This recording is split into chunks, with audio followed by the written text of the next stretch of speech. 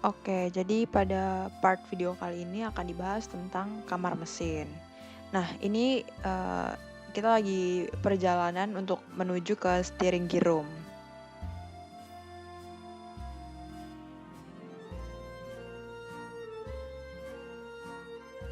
Oke, nah ini kita udah sampai di steering gear room. Nah, steering gear tuh sebenarnya berfungsi untuk mengubah arah penggerak suatu kapal atau biasa disebut rudder. Nah, kalau dari beberapa kapal yang pernah saya visit, steering gear room itu tuh letaknya tuh tepat ada di belakang engine room. Tapi untuk kapal ini, kapal Manado ini, Meratus Manado ini, engine roomnya tidak tepat berada di engine room.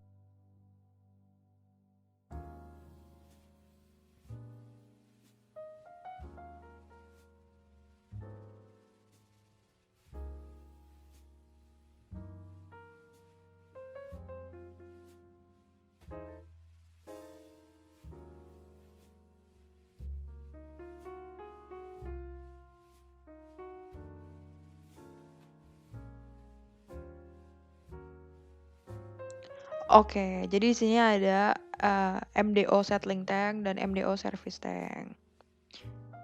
Nah, terus di depannya itu terdapat insenerator.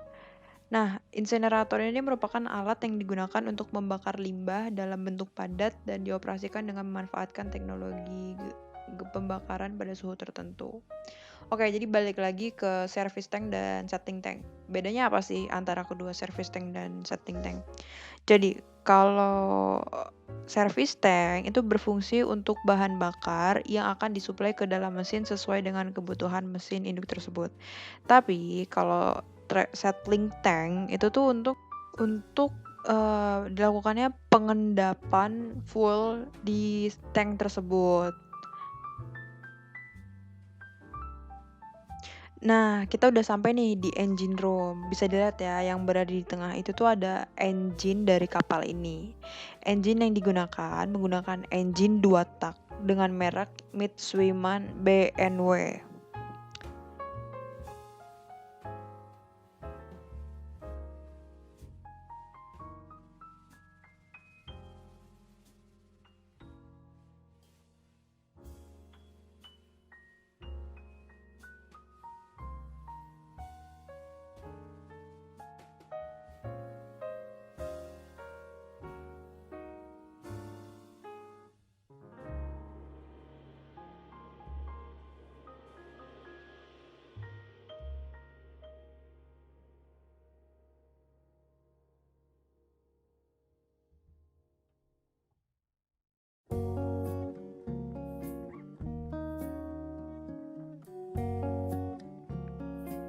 Nah, di belakang dari main engine ini terdapat auxiliary engine berupa generator. Terdapat 3 generator dengan merek Yanmar. Nah, ketika sedang bersandar kemarin, yang dioperasikan itu ada 2 generator dengan 1 generator dalam posisi standby. Nah, propeller yang digunakan pada kapal Meratus Manado ini jenisnya fixed pitch propeller dengan 5 blade.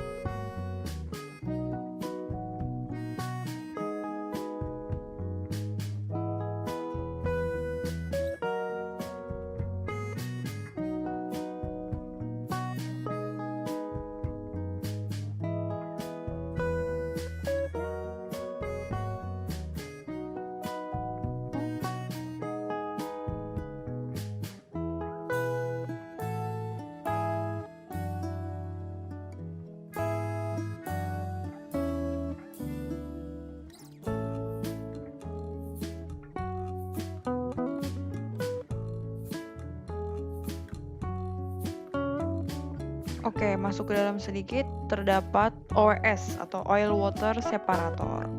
Nah, Oil Water Separator ini merupakan permesinan bantu yang memisahkan minyak dari air buangan yang mengandung minyak sampai hasil pemisahannya mencapai kurang dari 15 ppm dengan proses filtrasi dan perbedaan berat jenis sehingga air buangan ke laut tidak menimbulkan pencemaran. Nah, ini terdapat di rules statutory, yaitu peranan untuk mencegah terjadinya pencemaran laut sesuai dengan Marpol 1973 Aneks 1. Oke, jadi secara singkat bagaimana cara oil water separator bekerja itu? Yang pertama, build suction yang berada di engine room itu akan ya mengisap air ataupun oil yang tercampur gitu. Lalu oil akan dipompa oleh oil bilge pump ke bilge holding tank. Dengan oil water pump akan dialirkan ke OWS. Nah, itu akan terbagi menjadi 2, yaitu ada oil dan ada water. Nah, kalau kita ngomongin yang water dulu, yang air.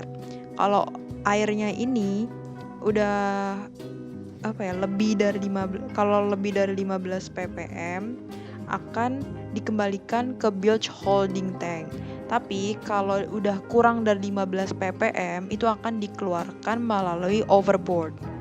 Nah, untuk yang oil itu akan ditampung pada sludge tank yang nantinya akan diambil ketika berada di port dengan menggunakan shore connection.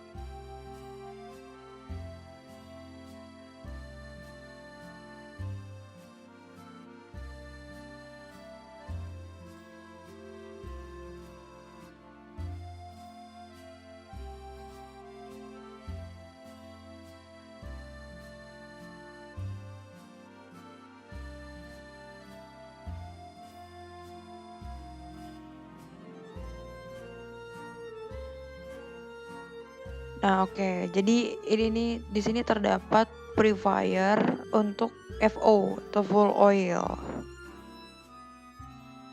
Oke, jadi kalau purifier atau separator sendiri itu adalah salah satu alat bantu yang digunakan untuk memisahkan dua cairan yang berbeda berdasarkan berat jenis.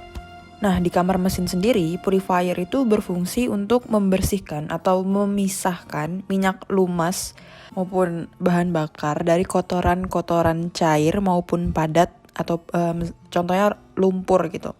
Dengan jalan memberikan gaya sentrifugal pada campuran yang berbeda-beda massa jenisnya. Sehingga kerusakan pada mesin akibat penggunaan bahan bakar dan minyak lumas yang tidak bersih dapat dicegah.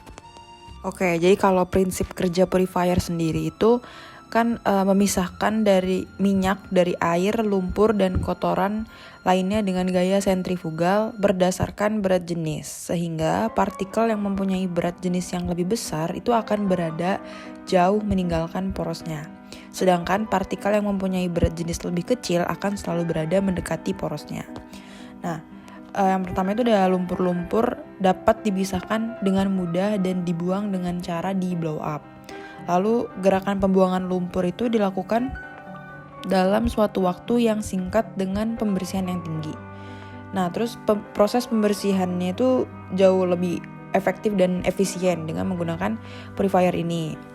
Nah, setelah bahan bakar melalui proses purifikasi itu akan dilanjutkan ke clarifier untuk dijernihkan dan dipisahkan dari endapan-endapan atau lumpur-lumpur yang belum dapat dipisahkan oleh purifier. Nah, biasanya unit clarifier ini dipasang secara seri dengan purifier untuk menghasilkan bahan bakar yang benar-benar murni dan jernih.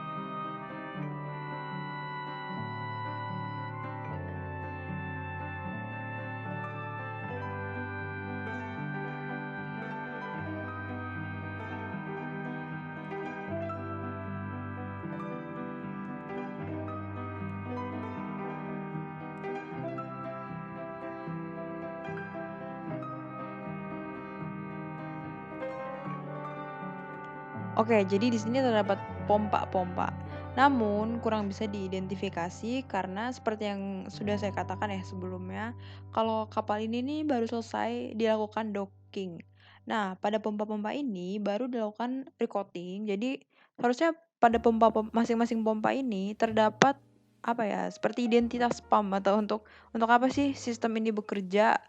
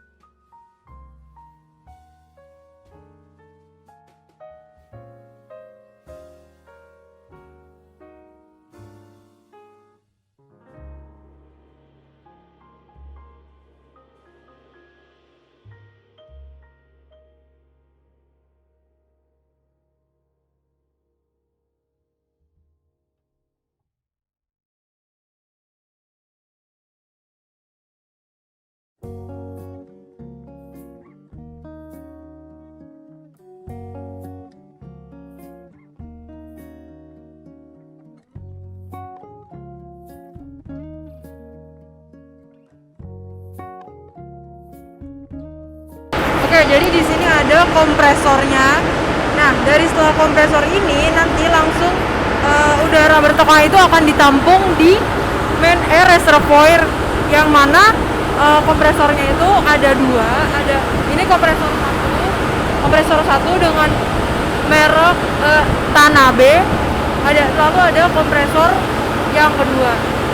Nah, di sini nanti langsung diarahin ke main air reservoir 1 dan ke main air reservoir 2 gitu.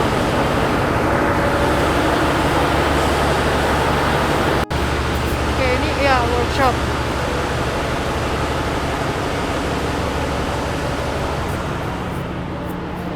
Ini untuk belum sempat Pak kemarin Pak.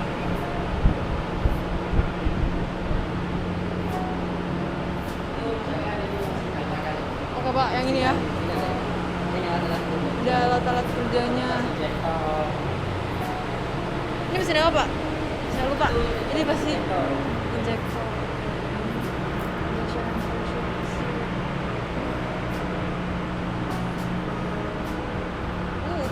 Baut-bautnya banyak sekali. Situ banyak.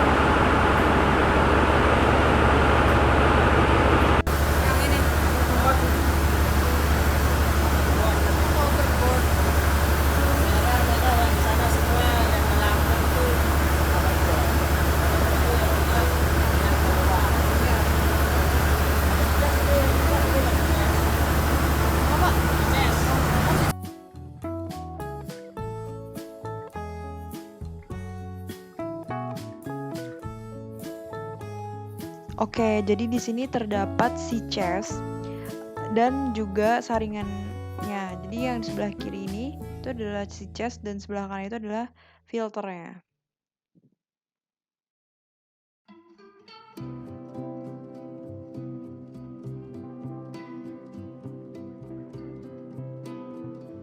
Nah, pada bagian ini juga merupakan sea chest. Jadi ini ada sea chest yang di bagian atas dan ada juga sea chest yang di bagian bawah.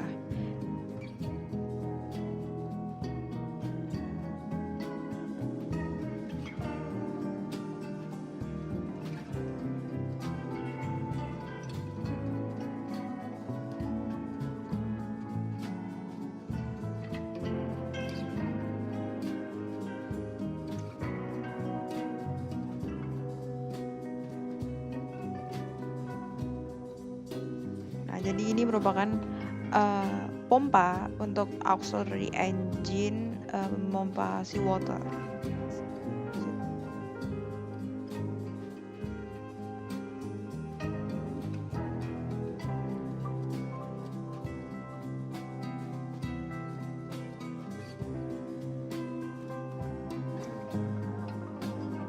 Oke, jadi selanjutnya itu merupakan hierarki kru yang berada di kapal. Nah, yang pasti hierarki kru yang berada di kapal itu hierarki tertinggi di kapal yaitu dipegang oleh kapten. Nah, di bawah kapten itu terdapat 3 divisi gitu ya. Yaitu ada di deck, kamar mesin, dan juga ada di dapur.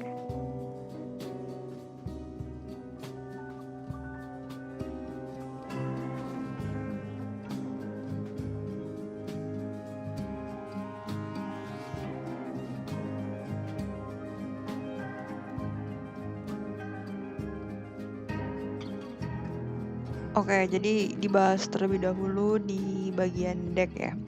Nah, di bagian deck itu terdapat mualim 1 atau chief officer yang tugasnya untuk mengatur muatan atau barang dan muatan, persediaan air tawar, dan mengawasi inventaris perlengkapan kapal. Lalu ada mualim 2 yang tugasnya itu membuat jalur rute pada pelayaran yang akan dilewati ketika kapal berlayar dan bertanggung jawab terkait alat navigasi kapal. Untuk mualim 3 itu bertugas untuk memelihara life saving equipment, juga firefighting equipment, dan menangani surat-surat pelabuhan. Lalu di bawahnya ada boatswain yang tugasnya berfungsi untuk membantu kerja bagian dek kapal. Dan juga boatswain ini punya anak buah, yaitu Pak AB dan Kelasi. Nah, kalau AB Seaman itu bertugas dalam navigasi dengan mengemudikan kapal ketika berlayar. Nah, untuk Kelasi itu pangkat rendah pada departemen dek yang tugasnya yaitu membersihkan kapal, juga membantu dalam mempersiapkan alat bongkar muat dan lain-lain. Lalu selanjutnya ada departemen mesin. Yang departemen mesin ini hierarki tertinggi di departemen mesin itu dipegang oleh KKM yang bertanggung jawab dan memimpin dalam engine department, juga bertanggung jawab pada semua mesin baik main engine maupun auxiliary engine, juga mengawasi dan mengikuti kemajuan perbaikan kapal serta memberikan perintah kepada ruang mesin. Lalu di bawahnya itu ada masinis 2 atau asisten dari chief engineer yang bertanggung jawab pada daily maintenance dan operation mesin induk, membuat working procedure dan daftar perbaikan. Lalu ada masinis 3 yang fungsinya untuk memelihara dan pengoperasian motor bantu, juga melakukan jaga laut sesuai jam, memelihara dan mengoperasikan boiler dan mesin pendingin, juga memonitor kebutuhan dan pemakaian bunker kapal dan oli. Lalu di bawahnya ada masinis 4 yang bertanggung jawab pada pemeliharaan dan pengoperasian pump, kompresor, sewage plant, dan membantu menyiapkan bunkering ke chief engineer. Lalu ada electrician. Electrician ini bertanggung jawab pada semua alat-alat kelistrikan kapal. Lalu ada fitter yang menerima perintah dari mualim 2, memperbaiki bagian mesin dan peralatan kapal di workshop yang melakukan pengelasan, boring, gas cutting, dan menggunakan alat mesin. Lalu ada oiler yang tugasnya itu atas jurnal mesin untuk dilaporkan kepada masinis jaga, membantu perwira dalam overhaul, cleaning, dan painting. Lalu ada wiper. Nah, wiper ini merupakan kelasi mesin yang bertugas dalam kebersihan room engine, membantu perwira dalam maintenance mesin dan motor. Nah, bisa dilihat di sini terdapat struktur organisasi kapal. Nah, ini saya dapatkan official dari kantor Meratus saya langsung. Jadi merupakan hierarki kru yang berada di kapal.